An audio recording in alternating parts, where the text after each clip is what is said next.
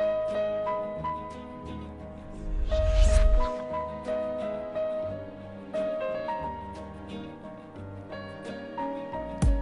once knew a nigga whose real name was William. His primary concern was making a million, being the illest hustler that the world ever seen. He used to fuck movie stars and sniff coke in his dreams. A corrupted young mind at the age of 13. Nigga never had a father and his mom was a fiend. She put the pipe down, but for every year she was sober. Her son's heart simultaneously grew colder. He built a reputation cause he could hustle and steal, but got locked once and didn't hesitate to squeal. Starting fights over little shit up on the block. Stepped up to selling mothers and brothers to crack rock. Working overtime, making money for the crack spot. Hit the jackpot and wanted to move up to cocaine. Fulfilling the Scarface fantasy stuck in his brain. Tired of the block niggas treating him the same. He wanted to be major like the cutthroats and the thugs. But when he tried to step to him, niggas showed him no love. They told him any motherfucking coward can sell drugs. Any bitch nigga with a gun can bust slugs. Any nigga with a red shirt can front like a blood. Even Puffy smoked the motherfucker up in the club. But only a real thug can stab someone till they die.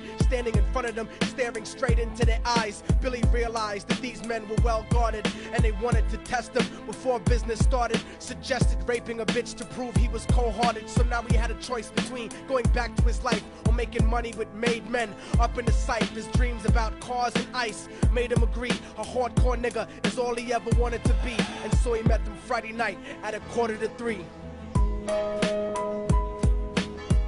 I'm falling and I can't turn back.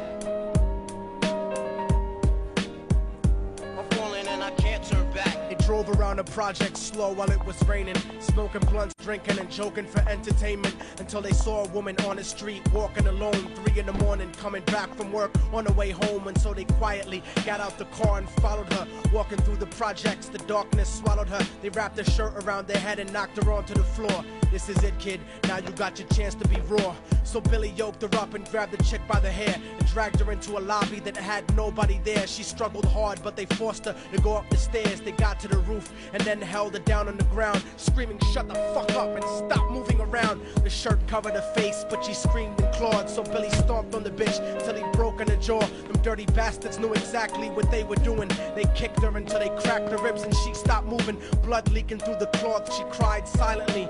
And then they all proceeded to rape her violently. Billy was made to go first, but each of them took a turn, ripping her up and choking her until her throat burned. Her broken jaw mumbled for God, but they weren't concerned. When they were done and she was lying bloody, broken and bruised, one of them niggas pulled out a brand new 22. They told him that she was a witness for what she'd gone through, and if he killed her, he was guaranteed a spot in the crew. He thought about it for a minute, she was practically dead, and so he leaned over and put the gun right to her head. Right before he pulled the trigger and ended her life, he thought about the cocaine with the platinum and ice, and he felt strong standing along with his new brothers. Cocked the gat to her head and pulled back the shirt cover, but what he saw made him start to cringe and stutter, cause he was staring into the eyes of his own mother. She looked back at him and cried cause he had forsaken her. She cried more painfully, and when they were raping her, his whole world stopped. He couldn't even contemplate. His corruption had successfully changed his fate, and he remembered how his mom used to come home late, working hard for nothing, cause now what was he worth? He turned away from the woman that had once given him birth, and crying out to the sky cause he was lonely and scared, but only the devil responded cause God wasn't there.